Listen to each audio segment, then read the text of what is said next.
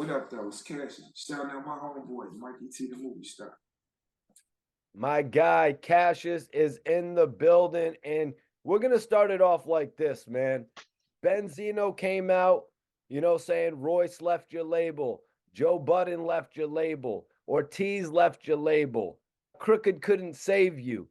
Yellow Mm-hmm. Wolf been flopping, and where the hell Cashis at though? Heard from Obi Trice only twice, and not a word from Stat Quo. And for those Right, of y'all who don't know who Cassius is, we need the backstory. And that's what we're going to do today. So, first and foremost, never mind Benzino. Cassius had a career before all of that. So, we're going to give right. respect to Cassius for tapping in. I want to welcome you back, my guy. Cassius, what up? Much appreciated, man. I appreciate it. So, let me just ask you this, man. Basically, going from Chicago and moving to Mm-hmm. Cali, was that a picnic for you? Like, was it an easy transition for you? Um, it was both, because it was rough because I kept getting in trouble because I brought my Chicago mentality with me. So my aggressiveness, I brought that air west, so I kept getting into police trouble. But other than that, like I'm pretty cool. I'm a hustler. I'm in and out. I'm seamless. Like when it comes to like just connecting with people and shit like that, I'm super good like that. So it was just a different culture shock because it's Chicago. Living out there is way different than it is in living out west. So I had to learn the mellow, smooth, like the kind of tactics of how California move in order for me to blend in and be able to make my money out. So, what did you have to do to bubble in Cali? Like, what did you have to do to get noticed? It's not like Chicago out there. You might have been the man in Chicago, but now you're in LA. What did you have to do? You know what I mean? When you left your original area? Um, it was different in Chicago. I was just hustling. I was hustling and doing street activities. I was really pushing that. I didn't start rapping for real until I came out to California. So it was easy. I met everybody on the come up, and I guess I was pretty good from the jump. So a lot of people show respect, like from Corrupt. I met him when I first came out here, and just a lot of people showed me love and respect and gave me the tools I needed to survive in the rap game. Who were some of the other people that embraced you, and who were some of the people that were hating? Because I know you probably could sense it. So keep it real. If you want to drop some names, here's your chance, because right now a lot of people are saying your name. Yeah. Um, who showed love? Like Corrupt, Glasses Malone, Crooked Eye, Suge Knight. Like he was the first exec that really was like super solid with me. Um, Spider um, shit, Prodigy, Alchemist, um, Sly Boogie was probably that was the first feature I ever got. He was signed to I forgot who it was, J Records, and his name was Sly Boogie. That was the first artist that ever like that was signed that ever did a record with me, so that was tight. And rapping Forte, it was a whole bunch of people when I was a kid that really showed love and told me like, boy, you gonna make it, you on fire, and that inspired me to keep going. That's what's up, man. Can you tell me about when you got that chance to meet Suge Knight? Yeah, I was at a we was at a club and I got in, I was underage, but I got in because they liked the person that I was with. Everybody was on, so you know what I mean. You just pay a little bit, you can get in. And Suge and them was in there, and it was turned. You know what I mean. And I was just kicking it with them, and that was my first time ever having Cristal. Shit, passed me a bottle of Cristal. That shit was crazy. And when we went outside, somebody was tripping, like looking like they was iron Suge. So, I pulled up on them, whoop whoop. And then Eastwood walked over there with me. I'm like, ooh. And then afterwards, I hollered at Suge. Suge's like, come through to the office. And they used to call my crib all the time. Like Death Row was calling my crib, like, come through, come through. And I came through and he was cool. Then he went to jail, like, but Suge was cool. Like, I ain't see none of that. Like, he was a cool dude when I was around, for real. At that point, were you introducing yourself as Cassius or were you introducing yourself as Little Ramon? Yeah, I was just Ramon. I ain't had no name. You know what I mean? It was we was doing Renegades. You know, me and Rick Knight, we was doing Renegades, and I was just a rapper in Renegades. Like I never took rap that serious. It was just something I wanted to do because I have a passion for hip hop. I love rhyming, but I really wanted to go a whole nother route, and like honestly, I had a whole different route, and then I got to a point to where I outgrew the lifespan that I thought I was gonna have, so I had to do what I then I started applying goals. I started actually having goals, and my only goal was hip hop. That's what's up, man. What was the meeting like? Did you walk into like a red office? You know what I mean? Was it any of that classic Nah, death row, Suge Knight type stuff? nah, they was cool as a motherfucker, man. Everybody was just chilling. There was a bunch of dudes in there, big rough ass dudes in there, just chilling and eating Roscoe's. And dudes telling me like, man, you know what I'm saying, asking how old you are. He's like, okay, you still a kid, man. He's like, man, you want to stay looking like that? When you get to 30, cut out all that Hennessy, all that drinking. See, everybody be drinking that high liquor and they be looking crazy. So he told me that and I was laughing. And then he told me how old he was, and I was like, man, that was crazy. I'm like, you straight up. He's like, yeah, I don't drink that high liquor no more. So that stuck with me. It was cool. It wasn't like no problems. I only went up there a couple of times and then because I was doing my thing. You know what I mean? I was doing my own hustle thing, so I ain't had time to be going up there all the time. But I had nothing but respect for them, man. So, you put in your grind and you attracted the attention of Shady Records on your first Hmm. project. That doesn't Hmm. happen. Can you tell me about how you got the attention of Shady Records? A demo, no bullshit. Just a demo, some regular ass crazy shit. A demo. Dark Parker heard it, and that was it, bro. A demo, no bullshit. So, what were the formalities of signing with Eminem at this point? Did was it through an email? Did they email you back? We heard your demo. Did they come and see you? Break that whole thing down for me. All right, me signing with M. We flew to New York. I had a management at that time. The crew, we flew out there to New York. We went to meet with J Records first, SRC, Shady Records. J Records, it was cool. Chopped it up. It was love, respect, boom. SRC offered $1 million. I, that's how I look. Like, oh hell yeah. My manager already had the plug with Shady though. He already had the meeting set up. He had been sending them demos of mixtape songs. And we went there and I spit these bars in front of Dot. And I walked out and I was signed. It was just like that. So you're in that meeting. Hmm. So you're in that meeting. Does Eminem show up to the meeting? Nah, it's just after that, it goes to M. M calls me like, yo. And the next day I'm in Detroit. And I go to the studio, M pull up, and we just work for like a week or two. So Eminem would put you on the Re-Up album, the main single. Yeah. You don't Hmm. know. How did that Hmm. happen? Is that what happened in those initial recordings? You don't know what's done about 4 months in. About 4 months in. Cause it was after Serenade My Life. And then you don't know got done. So I did a bunch of songs. Um I did some of the stuff that was on County Hound, and then we went straight into that's when he told me about the You Don't Know song, and then yeah, yo, all them, he was telling me about it, and then I went in and did my verse, and came back. He was like, "That shit is crazy. Let's go." I did 3 verses on For You Don't Know, and he picked the first one because I'm like versatile, so I liked the way the beat was going, so I just did a whole bunch of different verses and told him whichever one you want. So he calls you and tells you about You Don't Know. Is he like, this is going to be the main Nah, I'm there. single? No, I was in Detroit already. I was in Detroit already, just recording for. um, recording for the county house.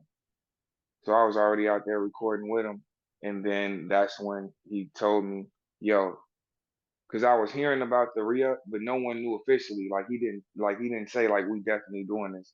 And then that's when I knew everything was spinning up right there. So how did it go for the music video? Eminem put on the Hannibal Lecter mask for that one. You had That shit 50, was tight. Banks, Yayo. Hmm How did that whole video shoot go? Was that in Detroit? Was that in California? That was in Detroit. That was one of my favorite video shoots, bro. That was one of my favorite video shoots ever because it got my brothers in it, my cousin in it. They the prisoners in the video. You know what I'm saying? Um, I got to do the whole MTV run, do all that type of shit though, and you know, like to be on that and be able to do shit with Fifth, that was like, I'm a big 50 Cent fan. You know what I mean? So that was, and for him to tell me that I belonged in that space, that further propelled me to where I need to be because I already felt like, M cold as hell, and M told me I belonged in that space, and then I didn't know how 50 was gonna go because you just never know. And Fifth's like, man, you definitely belong here. You a stop, and that changed my whole outlook on everything. I knew that now was like I was on to something for real right then. So is the You Don't Know music video shoot where Eminem introduced you to 50? Is that what it was? Did M introduce you or did you guys just meet on the set? Um, I think he meant introduced. I think we got introduced one more time, but on the set, we just walked over like, "What up, though, Fifth?" I when I see somebody, I'm always gonna be like, "What up, though?" You know what I mean? I always do that. That's just how I am. I don't just walk past people. I always say, "What up?" You know. And he was like, "What up?" Cool, and we chopped it up. And he had heard some of the music of mine that was gonna be coming out. He told me that shit was hard, and shit was what's up. Yeah, I think you guys did BET 106 in Park as well. How was it going to Hmm BET with Eminem and 50 Cent? That shit was amazing. That shit was amazing. I was just trying to get through it. You know what I mean? At the same point, it was like it was crazy. I was making sure that I ain't forget my words and shit because that was like it was it was people we went from. Don't get me wrong. It's either this way or reverse. We went from MTV to BET or BET to MTV, and I'm getting out the car. People got mad. The bandanas on. Fucking that shit crazy, dog. Like that shit was crazy. That was the first actual moment I had of like, oh shit, like they tripping and they were rapping the verse, and that shit was bugged out for me. That shit was bugged out for me, man. What was it like behind the scenes in those hallways? Was everybody bugging out in the hallways or is everybody more reserved? We were playing Miss Jenkins in the background right before the thing. They was playing Miss Jenkins, and Fifth was like, shit, that shit crazy. That's where he was hearing that song for the first time, and I was peeled out of my mind. The Freddie Miss Mercury Jenkins. sample.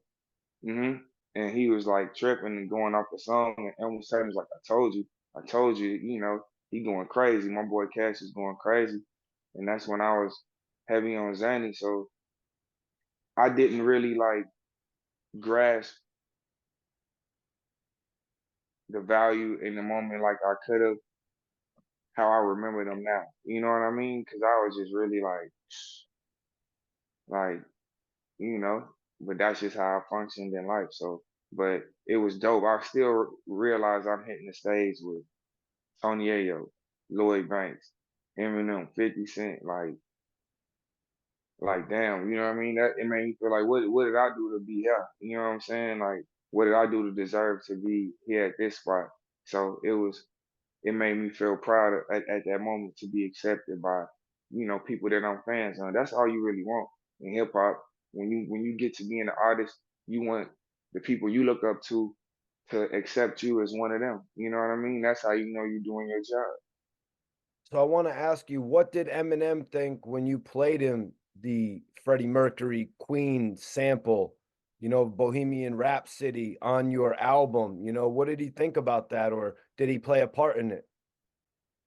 Um, The first song was over my boy Ricky Ninety's beat. It was a whole different record, and him heard it, loved the record, and he freaked it with the sample.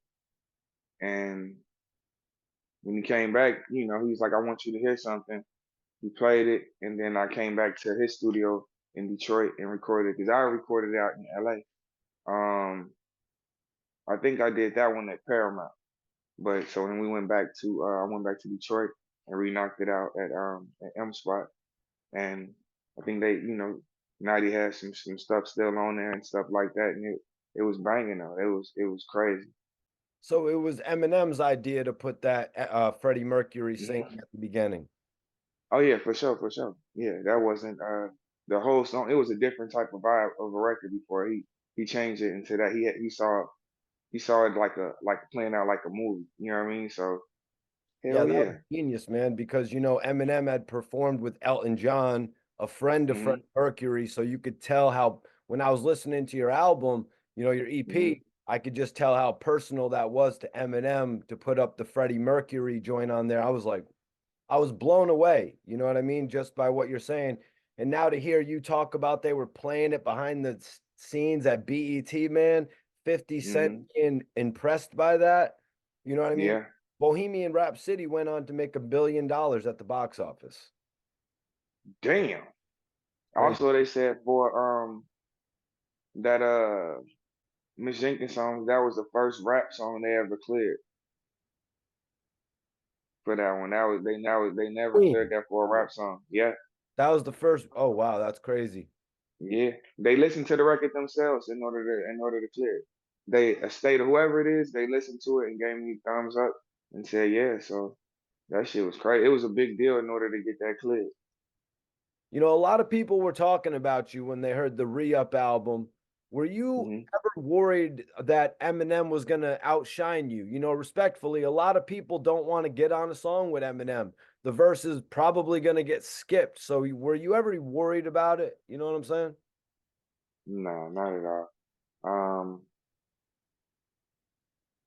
I'm not like you know, I ain't afraid of nobody on the song. I ain't afraid of nobody in life, but on the song, like this what I do. You know, this isn't a cooking contest or like a football game or I'm betting my life on the jump shot. I do this, so I know what my level is, my talent level is, and my delivery is, and I'm not competing with someone that's on my team. Like I say, I'm a fan of Eminem, so I just want to do my best so that I don't make him look bad when I'm on the song. You know what I mean? So I'm never competing with him on the record at all. I'm just doing my best so I don't make him look bad on the record.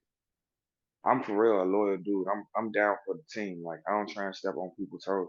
I'm not gonna I'm not gonna not do my best to make someone else look better, but I'm not going to compete with my people that's on my same team. I think that's crazy to do. So Eminem rapped on You Don't Know. He said, when it's beef, Hmm.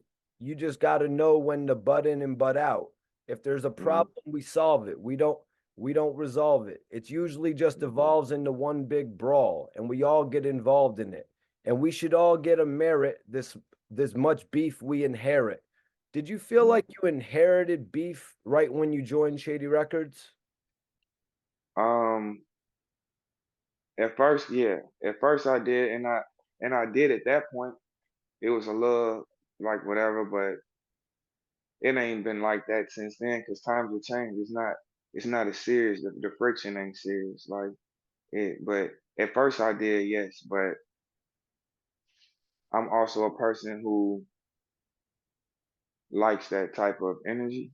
I would say, like I like I thrive well in that type of space in that environment. I really thrive in that. So I was more than prepared. Let's just say, I did when you did it seem like I was like I moved like I was ever worried before?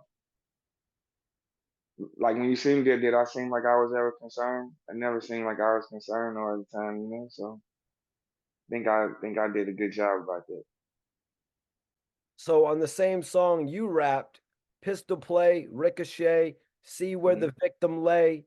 slumped over bleeding JFK, HK till your chest plate cave.